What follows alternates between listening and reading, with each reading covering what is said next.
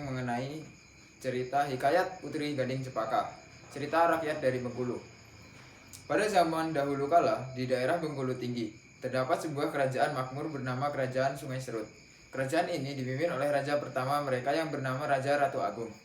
Beliau memimpin dengan arif, bijaksana, dan sangat disegani oleh rakyatnya. Kerajaan Sungai Serut sangat terkenal di berbagai negeri. Bukan hanya karena pemerintahannya yang tertata rapi, melainkan karena kecantikan putri bungsunya yang luar biasa bagai bidadari, bernama Putri Gading Cepaka. Seiring berjalannya waktu, Raja Ratu Agung yang semakin menua akhirnya jatuh sakit keras. Sadar bahwa usianya tidak akan lama lagi, sang raja mengumpulkan ketujuh anaknya di dalam kamar istana untuk menyampaikan wasiat terakhir. Di dalam istana kerajaan Sungai Serut, Raja Ratu Agung berbaring lemah, dikelilingi oleh ketujuh anaknya, termasuk Pangeran Anak Dalam dan Putri Gading Cepaka. Anak-anakku sekalian, kemarilah.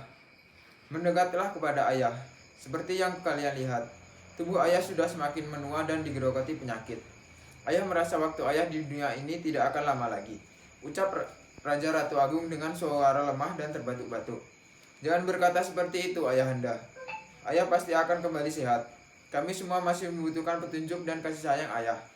Kami tidak mau kehilangan ayah, ucap Putri Gading Cepaka sambil menangis sembari menggenggam tangan ayahnya.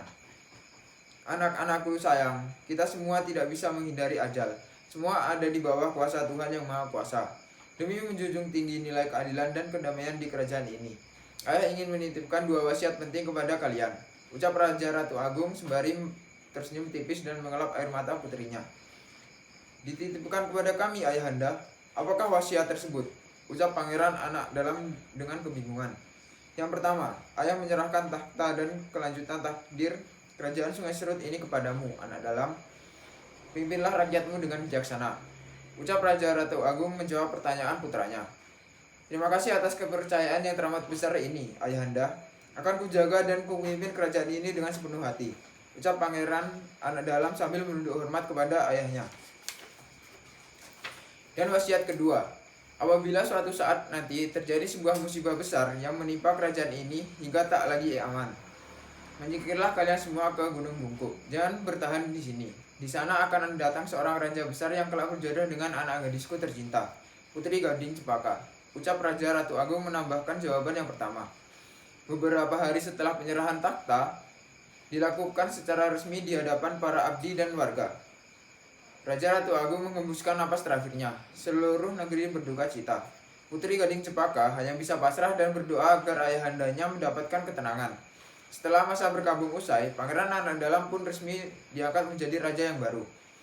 Sama seperti mendiang ayahnya, Raja Anak Dalam memimpin dengan sangat bijaksana. Hanya dalam kurun waktu beberapa bulan saja, perekonomian kerajaan mengalami kemajuan pesat. Nama kerajaan Sungai Serut dan kabar kecantikan Putri Gading Cepaka pun semakin meluas hingga ke telinga para bangsawan seberang. Pada suatu hari, putra mahkota dari kerajaan Aceh yang bernama Pangeran Raja Muda datang membawa pasukan besar menggunakan kapal layar. Sesampainya di pelabuhan Bangkahulu, Pangeran Raja Muda mengutus pengawalnya untuk pergi ke istana guna menyampaikan maksud kedatangannya. Balai Rung, Istana Kerajaan Sungai Serut. Raja Anak Dalam duduk di takhta didampingi saudara-saudaranya menghadapi utusan dari kerajaan Aceh. Mohon izin, Baginda Raja Anak Dalam yang saya hormati. Kami adalah utusan resmi dari Pangeran Raja Muda dari kerajaan Aceh. Saat ini, rombongan besar raja kami sedang berada di dermaga pelabuhan Bangkahulu, ucap utusan kerajaan Aceh sembari memberi hormat ke Raja Anak Dalam. Selamat datang di kerajaan Sungai Serut. Apa yang bisa saya lakukan untuk pangeran kalian? Ucap Raja Anak Dalam keheranan.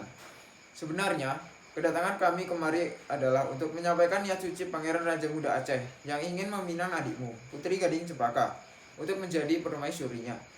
Ucap utusan kerajaan Aceh menjawab pertanyaan Raja Anak Dalam. Ini adalah perkara besar mengenai masa depan adik kami. Berikan saya waktu sebentar untuk berbicara dan bermusyawarah dengan saudara-saudara saya, ucap Raja Anak Dalam yang kebingungan dengan ucapan utusan kerajaan Aceh. Maafkan kami, utusan. Sampaikan kepada pangeranmu. Setelah bermusyawarah, kami memutuskan bahwa kami tidak bisa menerima pinangan dari Pangeran Raja Muda dari kerajaan Aceh, ucap Raja Anak Dalam ke utusan kerajaan Aceh dengan tegas. Dengan perasaan kecewa dan terhina, utusan tersebut kembali ke dermaga dan melaporkan penolakan itu kepada rajanya. Mendengar laporan itu, Pangeran Raja Muda Aceh murka seketika. Keterlaluan, berani-beraninya mereka menolak pinanganku.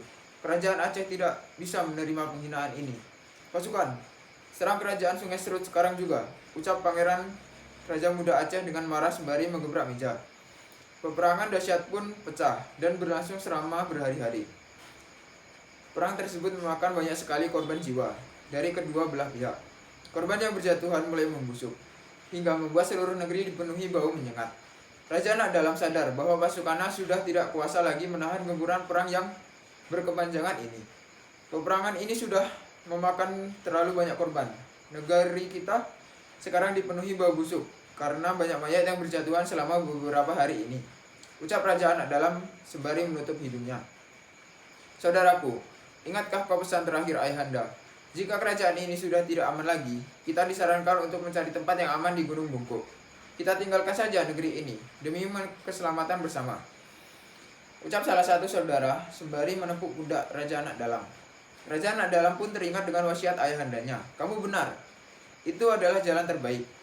Mari kita kumpulkan seluruh saudara kita dan segera memisahkan diri dari peperangan ini. Dinda Gading Cepaka, bersiaplah, kita menuju Gunung Bungkuk.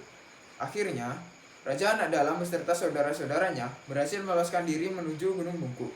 Karena target yang mereka cari sudah tidak ada, peperangan pun perlahan berakhir tanpa hasil bagi pasukan Aceh. Pangeran Raja Muda Aceh yang sisa pasukannya menipis, akhirnya memutuskan untuk mundur dan kembali ke Tanah Rencong. Setelah ditinggalkan oleh para pewaris tahtanya, kerajaan Sungai Serut menjadi tidak terurus. Tak lama kemudian, datanglah 4 bangsawan dari Lebong Balik Bukit yang mencoba memimpin di sana. Namun, keempatnya justru bertikai memperebutkan wilayah kekuasaan. Pertikaian itu akhirnya didamaikan oleh seorang penguasa dari kerajaan Pagaruyung bernama Maharaja Sakti. Atas permintaan keempat bangsawan tersebut, Maharaja Sakti akhirnya bersedia diangkat menjadi pemimpin baru di sana, dan nama kerajaan pun diubah menjadi Kerajaan Bangkahulu. Tiba saatnya hari penobatan resmi Maharaja Sakti. Namun secara tiba-tiba, langit menjadi gelap gulita dan hujan badai turun sangat deras, sehingga upacara harus ditunda. Sepanjang malam, badai tidak berhenti mengguyur kerajaan. Di dalam kamarnya, saat sedang beristirahat, Maharaja Sakti mendapatkan sebuah mimpi yang aneh. Maharaja Sakti pun menceritakan tentang mimpi yang dialaminya semalam. Para bangsawan dan peramal, semalam aku bermimpi bertemu dengan seorang perempuan yang sangat cantik. Ia sedang menari di tengah hujan deras. Namun anehnya, tubuhnya tidak basah sama sekali. Setelah menari, perempuan cantik itu berlari menuju Gunung Bungkuk. Apakah arti dari mimpi ini? Mohon ampun Baginda, perempuan cantik yang hadir di dalam mimpi Baginda adalah Putri Gading Cepaka. Ia merupakan keturunan asli dari penguasa lama wilayah ini. Kini ia dan saudara-saudaranya hidup mengungsi di Gunung Bungkuk, ucap peramal istana terhadap mimpi sang raja. Peramal istana menambahkan ucapannya. Berdasarkan tafsiran mimpi tersebut, apabila Baginda berhasil membawa sang putri kembali ke sini dan menikahinya, maka kerajaan ini akan menjadi sangat kuat dan makmur. Jika itu tafsirnya, pergilah kalian berempat ke Gunung Bungkuk, sekarang juga. Temui mereka dan sampaikan niat baikku untuk meminang Putri Gading Cepaka, ucap Maharaja Sakti dengan tegas. Keempat bangsawan Lebong segera melakukan perjalanan jauh mendaki Gunung Bungkuk. Sesampainya di sana, mereka berhasil menemukan tempat pengungsian para putra-putri Raja Agung dan langsung menghadap Raja Anak Dalam. Mohon ampun Baginda Raja Anak Dalam. Kami adalah utusan dari Baginda Maharaja Sakti, penguasa baru kerajaan Bangkahulu yang dulunya merupakan kerajaan Sungai Serut. Kedatangan kami kemari adalah untuk menyampaikan niat baik Baginda Maharaja Sakti yang ingin meminang Putri Gading Cepaka untuk menjadi permaisuri di kerajaan Bangkahulu, ucap bangsawan Lebong dengan hormat. Raja Anak Dalam terkejut lalu menatap saudara-saudaranya dan tersenyum. Sungguh takdir yang luar biasa. Kami semua teringat akan wasiat terakhir mendiang ayahanda kami sebelum wafat, bahwa jika kami mengungsi ke gunung ini, akan datang seorang raja yang berjodoh dengan adik kami. Kami menerima pinangan ini dengan penuh rasa syukur. Putri Gading Cepaka pun dibawa kembali ke istana.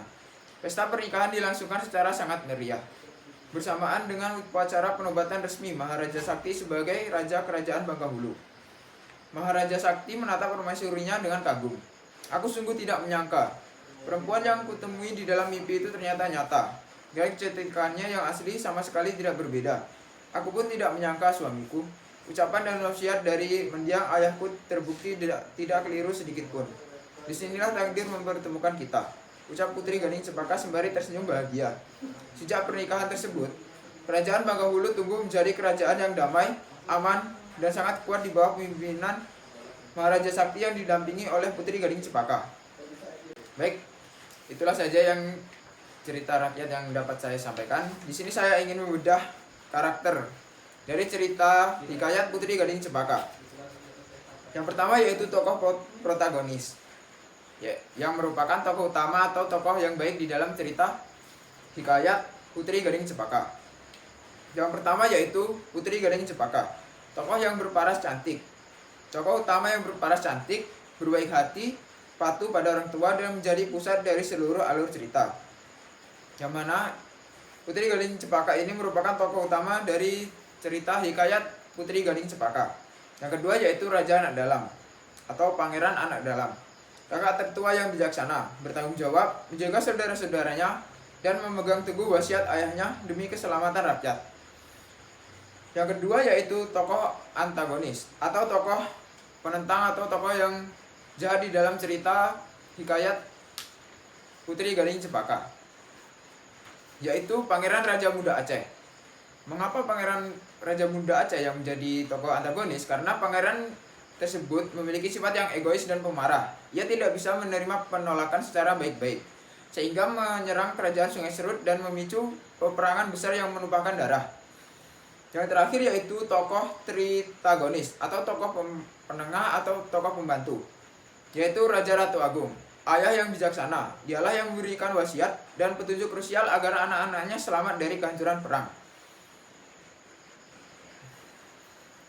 Yang kedua yaitu Maharaja Sakti, raja baru yang berhati mulia. Kehadirannya memuliakan ketenteraman di kerajaan dan menjadi jawaban atas ramalan jodoh Putri Gading Cepaka.